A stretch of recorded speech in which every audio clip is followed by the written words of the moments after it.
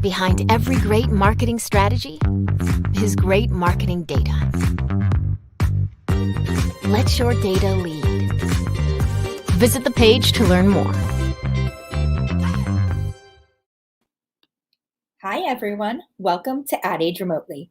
I'm Janine Poggi, Assistant Managing Editor here at Ad Age. Thanks so much for joining us. And a special thank you to our sponsor, Salesforce, for helping to make this live stream happen. Today, I am joined by Soyoung Kang, Chief Marketing Officer at Eos, the maker of the best-selling lip balm that we all know for its trademark circular packaging. Hi, Soyoung. Hi, how are you? I'm good. Thank you so much for joining us. Thank you for having me. So before we get started, if you're watching on our social channels and you like what we're doing here on Ad Age Remotely, please like, subscribe, share, or retweet this post. And if you have any questions or comments, you feel free to leave them on our social channels. We'll try to get to them during this conversation. So TikTok is certainly a hot topic among brands these days, as everyone tries to figure out how to best adopt the social platform as part of their marketing strategy. Eos, which stands for the evolution of smooth, has been one of the first brands to run ads on TikTok, utilizing the shop button, and to tap TikTok influencers to actually help co-create lip balm flavors with its flavor lab. Soyoung, I'd love to get the backstory here. You know, when you joined and you guys were looking at TikTok, did you know that TikTok would really explode in the way that it has and that you guys would benefit and really help grow the brand from it? Or was it just kind of a gamble and experimentation? Well, I mean, I would love to be able to say that it was some genius foresight on my part, but the reality is that I don't think marketers necessarily need to be able to predict the future. They need to be willing to take some risks and on a consistent basis. So for us, when we first looked at TikTok, we were looking at TikTok originally in the winter, I think it was 2018.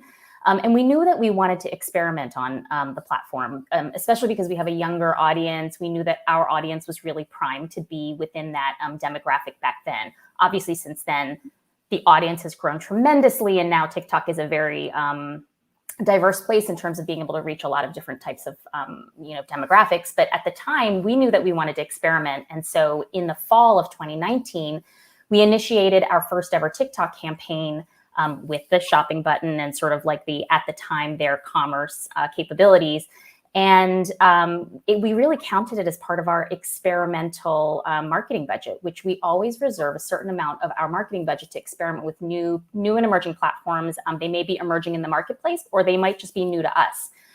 And then our experiment really paid off. And so really at that point, it became a matter of trying to figure out how we could re-up and continuously carve out a portion of our strategy, our toolkit, and our budget to be able to support an ongoing TikTok strategy. And it's really paid off for us. I think the consistency in being able to go after something that was once experimental, but then became really core to our marketing platform, that was really something that I'm proud of that the team did. Yeah, safe to say it's likely moved out of the experimental marketing budget, right? And into a core part of that. So as an early adopter, what have you learned? What are some of the best practices that you really picked up from working on the platform and the consistency in which you've been doing it? Yeah, I do think that consistency is key. From the beginning, we have taken an approach on TikTok where we're always, every time we launch any sort of paid campaign on TikTok, we take the opportunity to learn something that we may not have known before.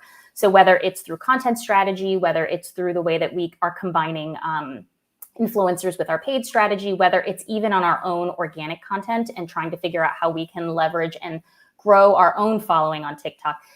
Every time we go back at it, we pick one thing, one variable, and change it up. And so I think that while consistency is key in terms of going after the investments that we are making, it's consistency married with a constant appetite for experimentation that really has been our sort of winning combination in our marketing strategy overall. On TikTok in particular, it's really important because the platforms evolve so dramatically. So every time we think we figured it out, and every time we think we have a playbook, that playbook becomes obsolete because the platform's emerging. So, new tools, new offerings emerge, different trends emerge. And, you really have to kind of stay with it and continuously evolve your approach. But then beyond that, I think from an approach perspective, we really do consider our like the three pillars of organic community, paid campaigns consistently. So anything that we're doing as a marketing campaign has a TikTok component, and then influencer marketing as being really the sort of three pillars of our TikTok strategy. What are the biggest mistakes brands can make utilizing TikTok?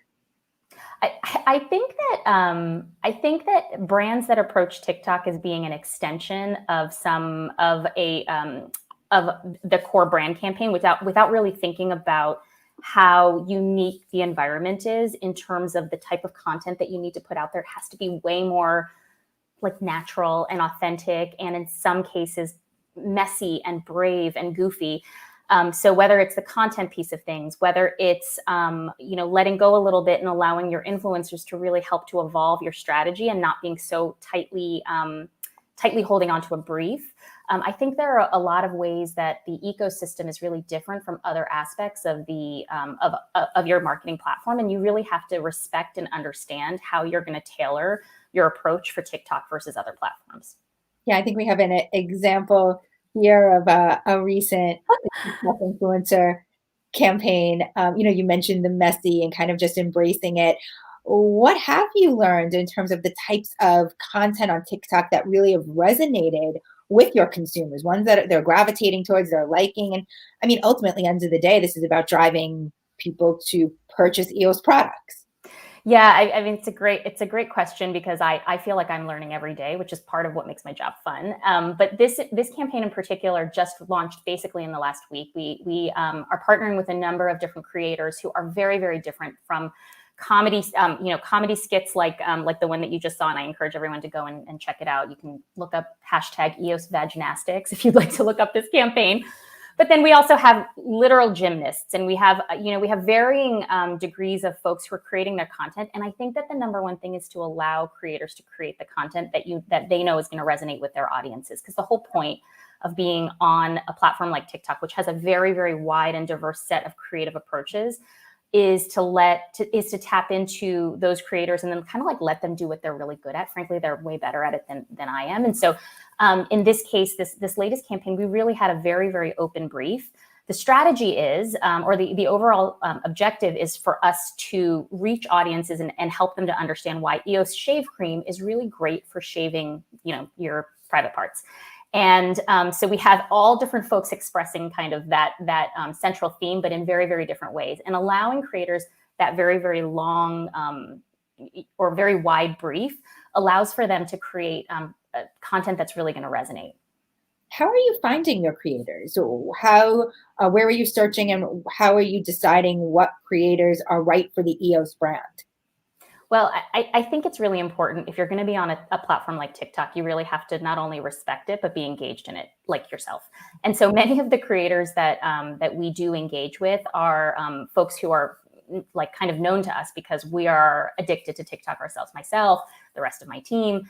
And then we do partner with different agencies who have an extra special level of understanding of the creator environment so that they can bring us people that we may not have come across, because we love the idea that we're reaching new people through different audiences. And then oftentimes it's really hard to predict whether a particular creator's piece of content is going to necessarily go, viral, because there are times when you can have a creator that has a relatively, modest but very passionate following. And then there are other creators who have massive multi-millions, multi-tens of millions of followers. And so what we typically like to do is really mix it up. Our creator bench will oftentimes have folks who are on the smaller end of the scale on TikTok, but whose work we respect tremendously, all the way up through to mega creators. Yeah, we've been writing about and following the rise of nano influencers and sort of how they have this loyal, like you said, a smaller but perhaps loyal following. They are, in a specific niche and just do really well and are known within that niche. So can you actually talk about the difference between like how you're balancing the two? Are you looking for, creators with like this just really large base? Is it about finding like really specialized creators who can, know the audience and just do something really well, very specific in what they do? I mean, I think at the end of the day, the reason why we use the term creator on TikTok versus the term influencer is because we genuinely believe that TikTok is a platform for creativity and for creating. And so, we can find folks who are genius at creating, who may have, frankly, fewer followers than we have, but they reach a really wide audience because they're so good at what they do. They create just things that we couldn't possibly imagine. So we oftentimes, when we have a campaign that is a creator campaign, we will have folks who are, like you're calling nano, although I think in the TikTok world, I think nano might be like still tens of thousands to 100,000, all the way up through to folks like, we've partnered with Charlie D'Amelio, we've partnered with Bella Porch, we've partnered with some really, I'd say like superstars in the TikTok creator world. And we think that there's room for all of these folks and their various approaches to creating and their various ways to tap into their audiences within our bench, because we actually have seen oftentimes that sometimes like the smaller creators will actually create pieces of content that reach many, many, many people, but far beyond their own following. And that's really important to us, to be able to let the content speak for itself. You mentioned that, like, once you think you can write the playbook, things change. Can you talk about the evolution of TikTok, as we see the evolution too of like the idea of social commerce? What are you looking at and how are you looking at TikTok now versus when you first went in 2019? Like, what new features have come that have really excited you? How are you looking to use TikTok moving forward? I mean, it's really exciting to see all of the work that the team at TikTok is doing in terms of doing better links through to commerce. But I will say that even before the tools were, the official tools were available, we have been seeing a pretty strong impact to our business from a commerce perspective through TikTok. I will say that I think 2 years ago, I didn't know what I didn't know. We had what was sort of called a branded microsite in our first ever campaign that we ran on TikTok, and it was transactional. Didn't really drive many transactions, to be honest. So we really viewed TikTok as a place where we were doing more brand storytelling and building a community. So we really viewed it more as a brand platform, I would say, more than a commerce platform. These days, everything it's all merging. Everything is merging, right? And as it should, because the more you tell your brand story, you should be generating growth for your business as a result of that. But increasingly, we are actually seeing TikTok become very, very strong in our lineup of lead generation. As an example, earlier this year, we had a massively viral TikTok video that launched in the second quarter. That for a period of time, we saw the traffic spike on our site like by hundreds fold. And prior to that, actually, TikTok wasn't even on the radar in terms of lead generation as for traffic to our site. Since then, it's actually within the top few and has surpassed some of our other core platforms in terms of traffic generation. How are you looking for social commerce to evolve? Like, what do you need to see happen next to make it like maybe more viable? Is it something that you think will be important for EOS as it relates to like driving sales moving forward? Yeah, I think it's a really good question. I think it's probably the big question that brands and marketers are asking themselves. The reality is that social commerce in its current construct assumes that there's sort of like one pipeline from the eyeballs in social all the way through to the transaction. But the actual reality is that I think of social commerce as sort of a broader term, which is that commerce that is the end result of a lead that was generated through social. But the path isn't necessarily an A to B line. It would be great if we could do better attribution, but we also know that our audience is doing, especially because we have a younger audience, they're doing a ton of research. So they may see something, spot something, and learn about it in social. Then they'll go offline for a little while and do a little bit more research. I've heard this directly from some of the Gen Z folks on our team. They might read reviews, they might look at other social platforms, and then they may circle back, and who knows whether they're actually purchasing through e-com or in-store. And in our case, actually, the vast majority of our sales are still happening in-store. So while as much as in my wildest dreams, I would love a point A to point B direct pipeline, I still view social media as being one of, if not the strongest tool in my arsenal, because I do know that most of the introduction, the awareness, the consideration that a consumer has on their journey is happening through social, even if it's not directly converting through the typical means called social commerce today. Yeah, and we've actually heard that like the e-commerce initiatives in terms of actually driving consumers back to your own websites could potentially be more powerful in terms of data, being able to reach those consumers, especially as we talk about, the demise of the cookie and That's right. like the lockdown of data. So that's something we're also hearing as well. Yeah, that's right. I mean, for us, we, like I said, our business has traditionally been more brick and mortar. We've actually, obviously, like everybody during the pandemic, have seen a massive increase in the portion that is that either e-commerce or omni-channel. But still, I think we have been working towards, in our own modest way, building out our first-party data and having those relationships with consumers so that we can be better marketers and have more insight and data going forward. But ultimately, I think that we still see our business as being predominantly driven out of brick and mortar and through third-party retail. I want to talk a little bit more about how you're thinking about diversity and inclusion when you're talking about influencer marketing. But first, we have a message from our sponsor, Salesforce. Marketing trends can change suddenly. Your marketing strategy should change with it. Let your data lead. Visit the page to learn more.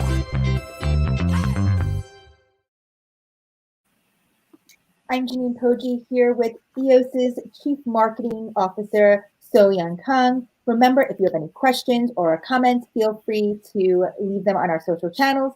We'll try to get to them during this conversation. So we were talking about influencer marketing. Obviously, every brand is looking to work with creators these days. What have you really learned about working with creators, and especially as it relates to how you're thinking about diversity and inclusion in terms of your marketing strategy on social? Yeah, I think every marketer needs to ask themselves this question: Is their influencer or creator strategy a core part of how they're thinking about representation? For us, we had been, from, I would say, almost 2 years ago at this point, made a very conscious effort to make sure that our marketing, whether it's our own produced marketing or whether it's our marketing that we're doing through our creator network and through influencers, is representative of the diversity, frankly, of our company, of our team, and of our consumer base, and frankly, of just our community, the broader landscape.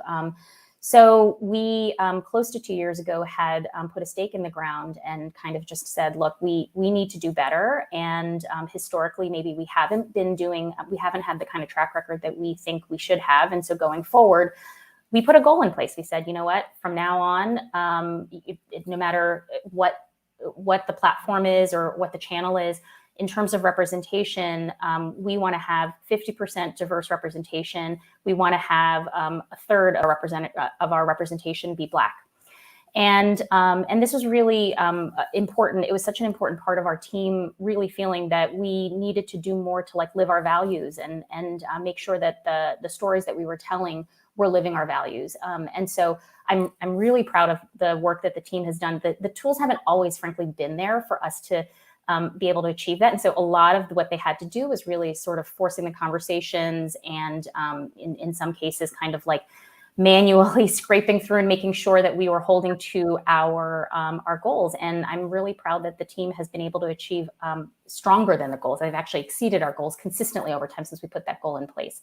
And it really just goes to show that as a marketer, frankly, as a leader, you set the goal and then you make it happen. And oftentimes the means by which you make it happen aren't quite as clear. It's not as easy to just sort of plug it into a system and kind of generate the output.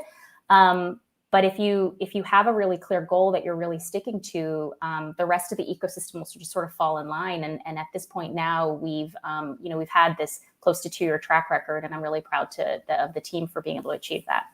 What do you think right now is the biggest hurdle to, ensuring representation and more diversity in marketing, and, where the ad world is really struggling right now? What do you think needs to happen next? I mean, I think that we can't have this conversation around representation and influencer marketing and social media without talking about sort of the big elephant in the room, which is that social media does have an algorithmic representation problem. And we definitely know about it. We've all read about it. And I think that it's really important for all of the companies out there to really address the fact that when algorithms are created by people, unfortunately, bias kind of comes in. And when algorithms are rewarded by people, unfortunately, bias comes in. And how can then big tech really play a role in correcting what is, that sort of systemic bias that's happening within social media?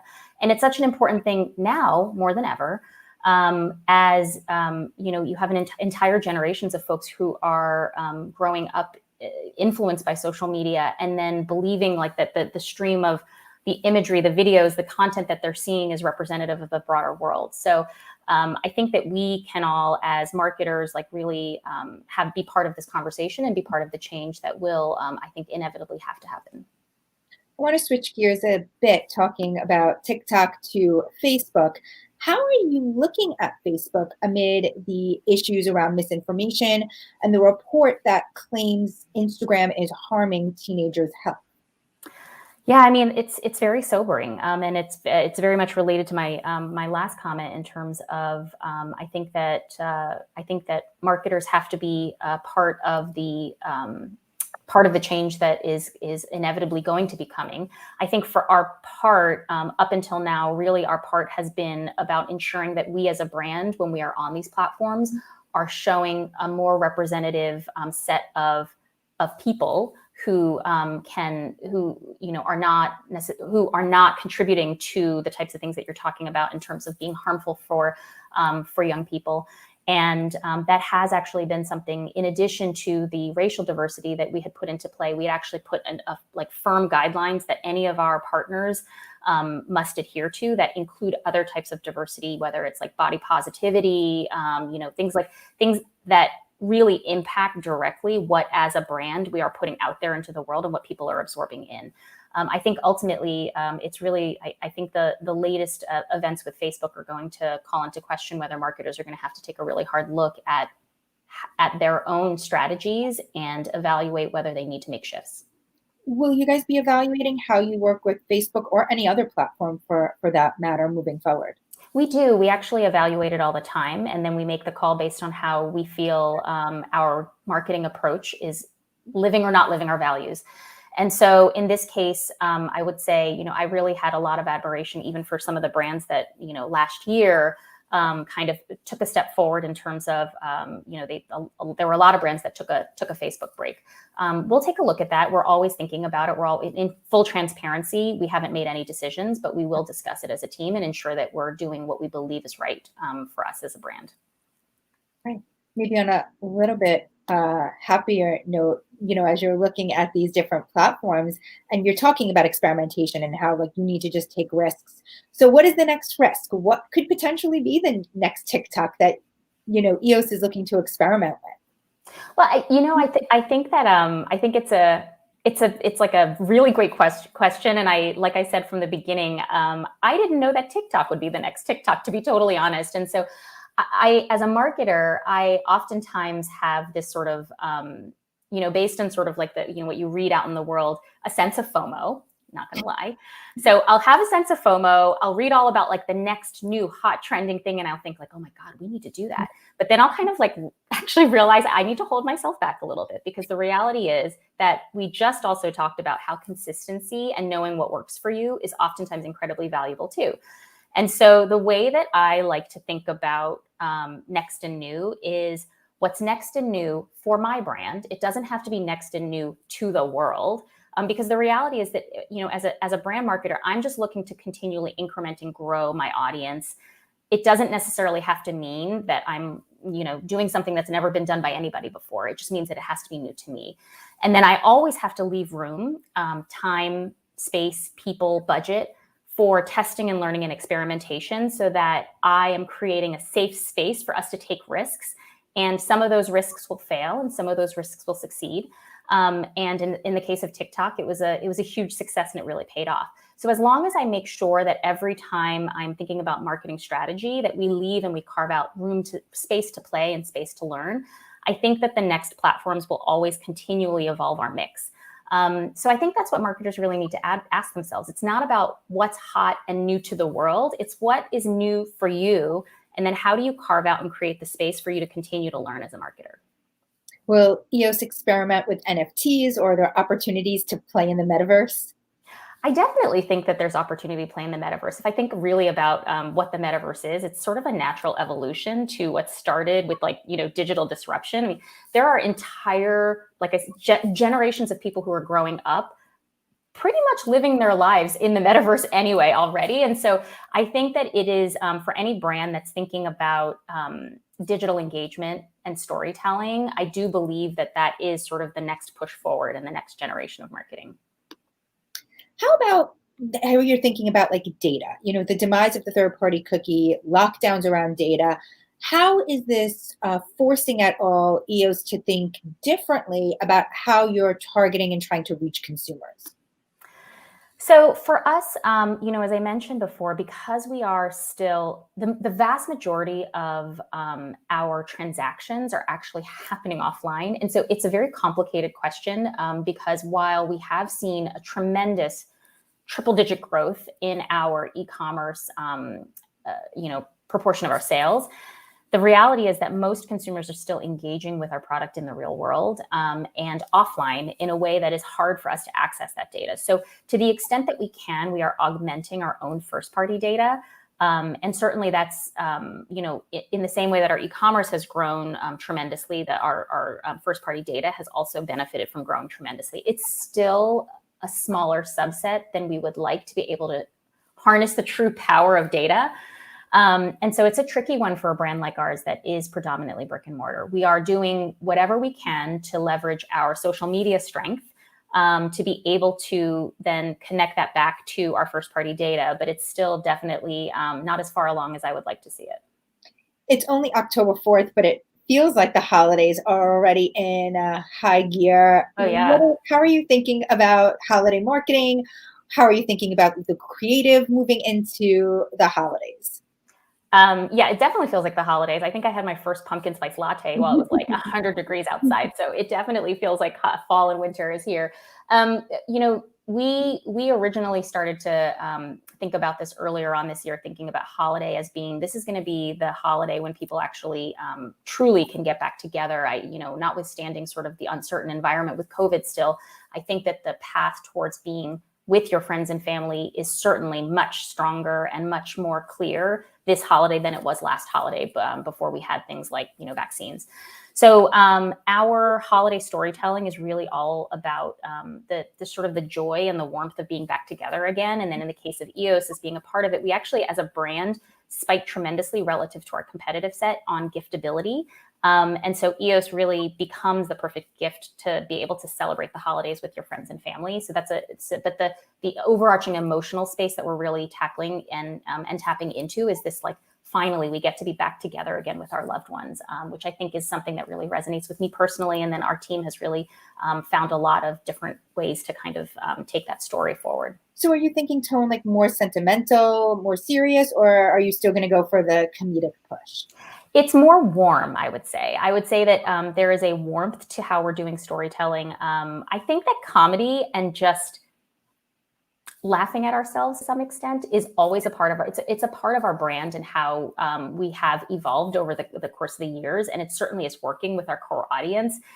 They want to see that brands are like not just like some corporate monolith, but that we're made up of people who actually like each other and who actually have a good time. And so comedy and being more authentic and real will always be hallmarks of how we tell stories, but you can do that in a way that still celebrates warmth and joy and being back together again.